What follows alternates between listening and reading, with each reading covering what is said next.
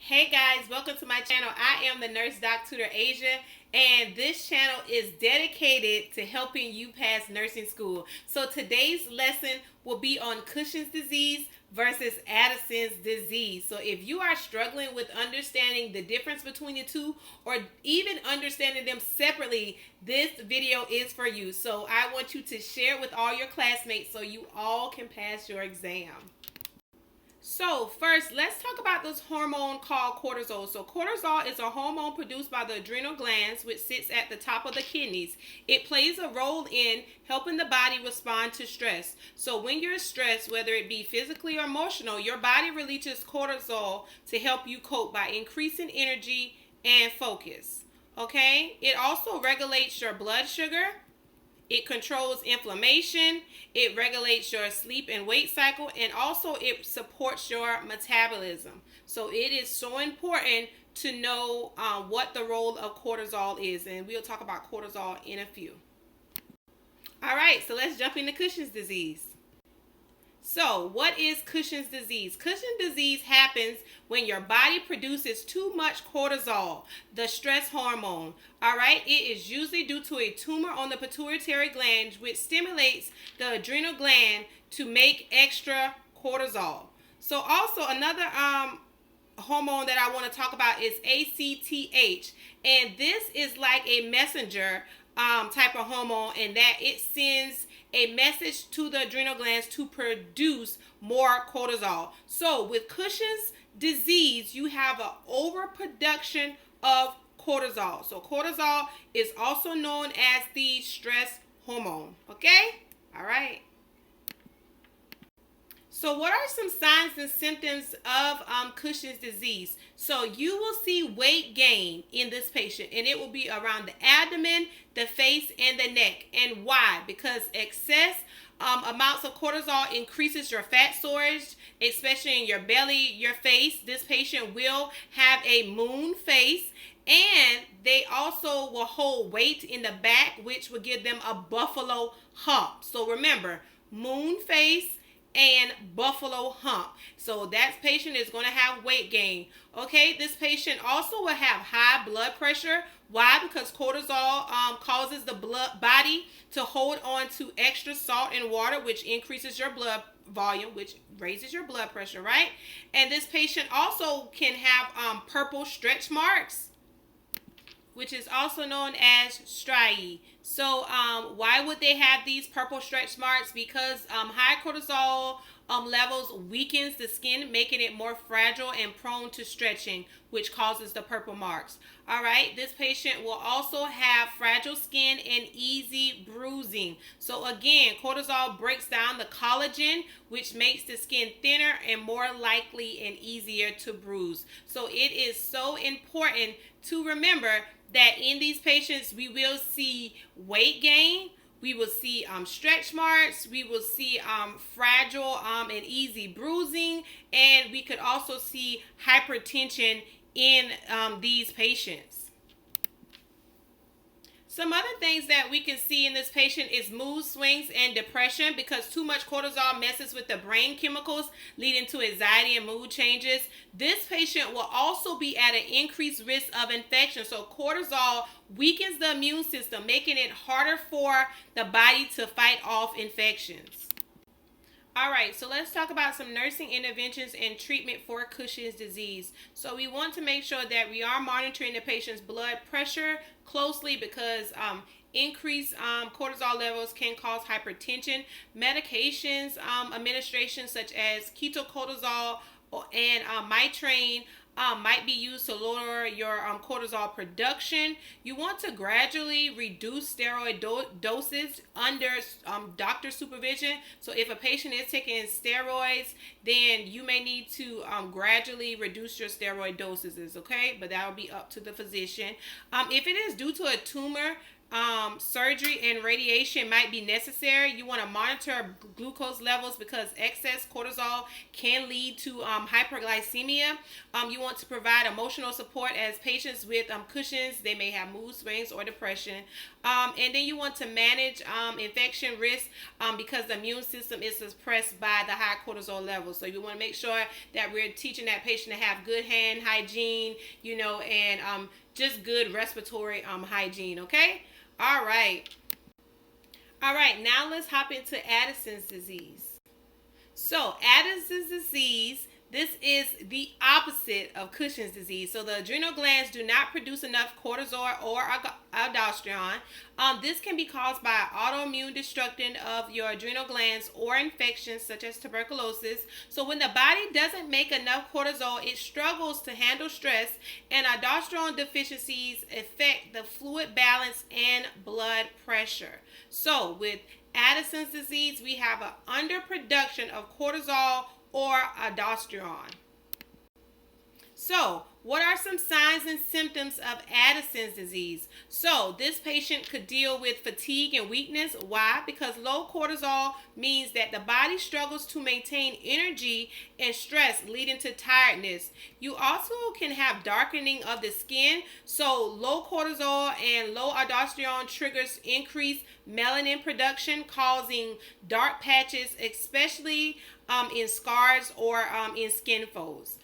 This patient can have low blood pressure, which could lead to dizziness. So without enough aldosterone, the body loses sodium and water, which lowers your blood pressure. This patient will be complaining of having salt cravings. Why? Because low aldosterone makes the body lose salt. So the body craves salty foods to make up for it. So this patient will experience weight loss and decreased appetite. So low cortisol causes poor digestion of nutrient absorption, leading to weight loss and lack of appetite.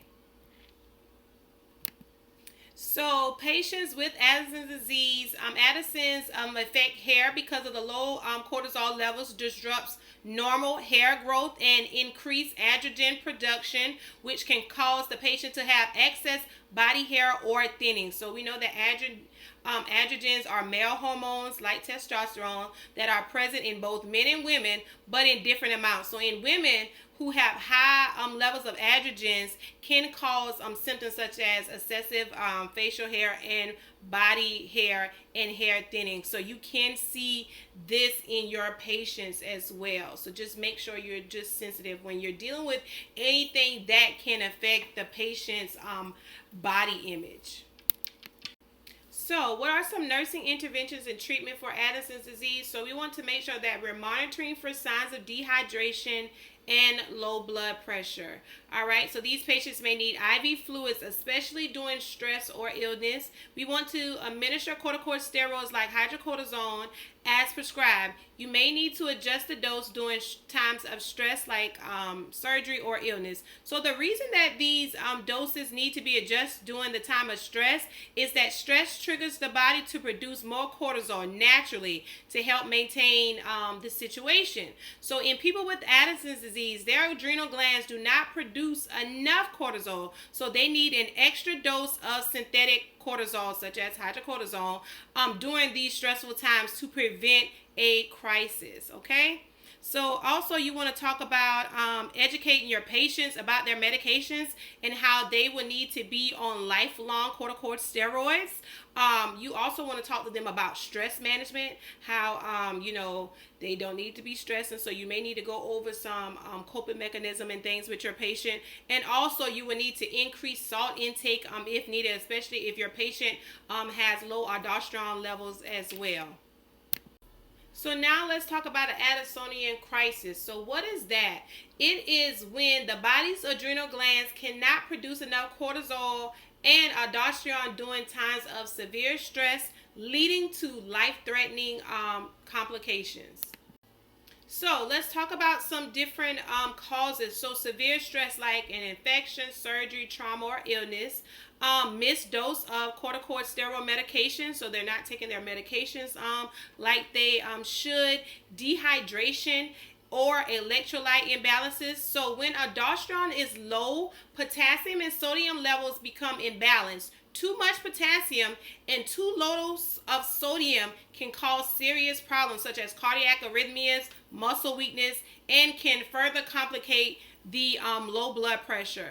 If your patient suddenly discontinues their steroids, so we know that being in nursing school, you should never automatically just all of a sudden just stop taking your steroids. Steroids need to be tapered down under the physician's watch. And if your patient is just fighting an infection, a fever, which increases the body's need for cortisol. So what are some signs and symptoms of an Addisonian crisis? So we have severe weakness. The patient may be unable to move. Severe hypotension could also cause the patient to go in shock. Intense abdominal pain, vomiting and diarrhea, confusion or loss of consciousness, tachycardia or irregular pulse. They can have severe dehydration, and some signs and symptoms of that will be a dry mouth and sunken eyes. And they could have electrolyte imbalances such as low sodium and a high potassium. And we know when we have a high potassium, we're now at risk for cardiac dysrhythmias. So, what are some nursing interventions and treatment options for patients with Addisonian crisis? So, number one, we want to make sure that we are monitoring their vital signs, okay? But we can give IV steroids, and that is to replace the cortisol that they are missing. We can administer IV fluids to help with dehydration and to just restore blood volume. Also, we want to correct the electrolytes. So remember that our potassium is going to be super high. So we want to make sure that we correct the potassium and also correct the sodium as well. We want to check blood glucose levels regularly, as low cortisol can cause hypoglycemia. So we want to treat that. And we also want to treat comfort, like the patient's signs and symptoms that they may be going through, like pain and nausea. We want to treat those symptoms as well. And we want to just make sure that we're paying attention to their vital signs, their electrolytes, and organ function. But it is crucial that we get those patients on those IV steroids ASAP. All right, so now let's bring it all together. So what is the difference between Addison's and Cushing's disease? So in Cushing's disease, we have too much cortisol. So these symptoms would be weight gain, high blood pressure, and fragile skin. With Addison's disease, we do not have enough cortisol. So symptoms would be fatigue, low blood pressure, dark skin, and salt craving. So treatments, Cushing's usually requires surgery or medications to reduce the cortisol, and while Addison's require lifelong hormonal therapy. All right, so I hope this made sense for you guys on distinguishing the difference between Addison's and Cushing's. So now let's put what we learned into practice. So let's do some NCLEX questions. The NCLEX question reads, a nurse is assessing a client who is admitted for elective surgery and has a history of Addison's disease. Which of the following findings should the nurse expect? 1, hyperpigmentation. 2, intentional seizures. 3, hirsutism. Or 4, purple striation. So I'm going to give you some time to think about it. So if you chose 1, you are correct. So patients with Addison's disease will have hyperpigmentation. The question says a nurse is caring for a client who has Addison's disease and is at risk for an Addisonian crisis. Which of the following actions should the nurse take? Is it 1, provide a low-carb diet, 2, weigh the client daily, 3, administer oral corticosteroids, or 4, restrict the client's intake? So we're going to give you some time to think about it. So if you chose 2, you are correct. So obtaining the client's daily weight will alert the nurse that dehydration is developing, which could indicate an impending crisis. A staff nurse is teaching a client who has Addison's disease about the disease process. The client asks the nurse, what causes Addison's disease? Which of the following responses should the nurse make? Is it 1, it is caused by the lack of production of insulin by the pancreas? 2, it is caused by the lack of production of aldosterone by the adrenal gland. Is it 3, it is caused by the overproduction of the growth hormone by the pituitary gland? Or is it 4, it is caused by the overproduction of the parahormone by the parathyroid gland? So if you chose 2, you are correct. It is caused by the lack of production of aldosterone by the adrenal gland. The question reads, a client with a diagnosis of Addisonian crisis is being admitted to the ICU. Which of the following findings will the interprofessional healthcare team focus on? Select all that apply. Is it 1, hypertension, 2, leukocytosis, 3, hyperkalemia, 4, hypocalcemia, 5, hyponatremia? So I'm going to give you some time to think about it. So if you chose 1 and 3, you are correct. So the patient will have hypotension and hyperkalemia, which is increased potassium. And we also know that these patients will have hyponatremia, okay? So the answers are 1 and 3. The NCLEX question reads, a client with Cushing syndrome verbalizes concern to the nurse regarding the appearance of the buffalo hump that has developed. Which statement should the nurse make to the client? 1, don't be concerned. This problem can be covered with clothing. 2, usually these physical changes slowly improve following treatment. Or 3, this is permanent, but looks are deceiving and are not that important. Or is it 4, try not to worry about it. There are other things to be concerned about. So if you chose 2, you are correct. So the client with Cushing syndrome should be reassured that the most physical changes resolve with treatment. So the other options are not therapeutic responses, okay? The question says the nurse is reviewing the laboratory test results for a client diagnosed with Cushing syndrome. Which laboratory finding will the nurse expect to note in this client? Is it 1, a platelet count of 200,000, 2, a blood glucose level of 99, 3, a potassium level of 3, or is it 4, white blood cell count of 6,000? So if you chose 3, you are correct. So a potassium is of 3, that is low. So patients with Cushing's syndrome, they have hypokalemia, hyperglycemia, and an elevated white blood cell count, okay? The NCLEX question says that the nurse is caring for a client with a diagnosis of Addison's disease and is monitoring the client for signs of an Addisonian crisis. The nurse should assess the client for manifestation of what that is associated with this crisis. Is it 1, agitation, 2, diaphoresis, 3, restlessness, or 4, severe abdominal pain?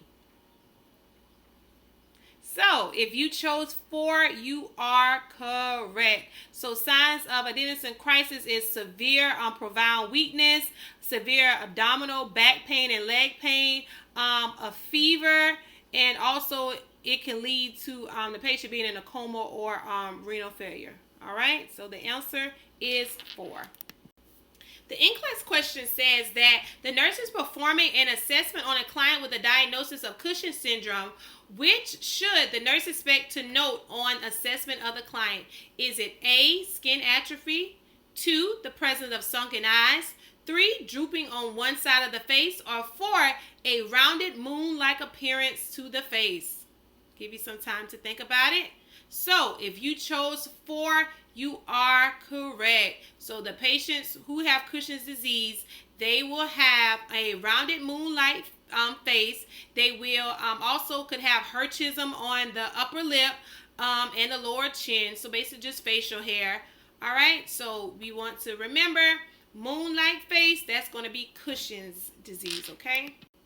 The next NCLEX question says that the nurse is developing a plan of care for a client with Cushing syndrome. The nurse documents a client's problem of assessed fluid volume. Which nursing actions should be included in the care plan for this client? Select all that apply. Is it 1, monitor daily weight, 2, monitor intake and output, 3, assess extremities for edema, 4, maintain a high sodium diet, 5, maintain a low potassium diet. So I'm going to give you some time to think about it. So if you chose 1, 2, and 3, you are correct. So a client with Cushing's syndrome they have a problem of excess fluid volume should be on daily weights and intake and output monitoring, and also assessing their extremities for edema. He or she should be maintained on a high potassium diet and a low sodium diet. So decreased sodium intake decreases the renal retention of salt and water. So the answer is 1, 2, and 3. Okay? The nurse is providing home care instructions to a client with a diagnosis of Cushing syndrome and prepares a list of instructions for the client. Which instructions should be included on the list? Select all that apply. Is it 1, the signs and symptoms of hypoaldosteronism? 2, the signs and symptoms of hyperaldosteronism? 3, instructions to take medications exactly how prescribed? 4, the importance of maintaining regular outpatient follow-up care? Or 5, a reminder to read the labels of over-the-counter medications before purchase. So I'm going to give you some time to think about it.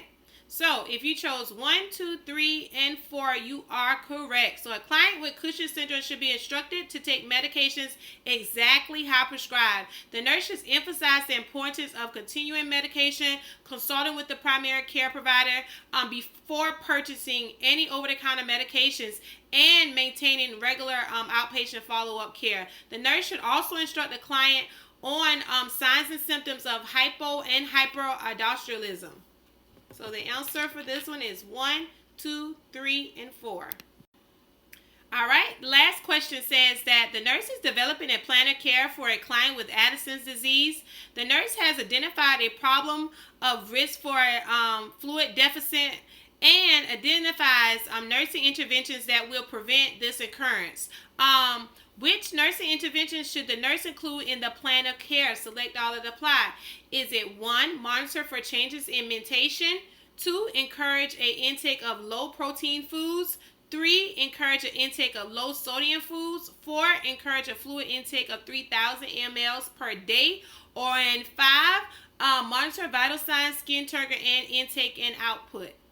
So if you chose 1, 4, and 5, you are correct. So the client at risk for a deficit fluid volume should be encouraged to eat regular meals and snack and increase intake of sodium, protein, and complex carbs and fluids. So oral replacement of sodium losses is necessary, and the maintenance of adequate blood glucose levels is required. So mentation, vital signs, and skin turgor and intake and output should be monitored for fluid volume deficit. So the answer is 1, 4, and 5. All right, that is a wrap. So I hope you guys gained all the nuggets, all the information. I hope that you now understand this topic a little bit better. But if you are still struggling, hit me up in the comments and then we will work it out together. So if this is your first time here, I just want to thank you for stopping by my channel, and go ahead and hit the subscribe button and share with your classmates so you all can pass nursing school. This channel is dedicated to helping you pass nursing school. Thanks for watching. See you in the next lesson.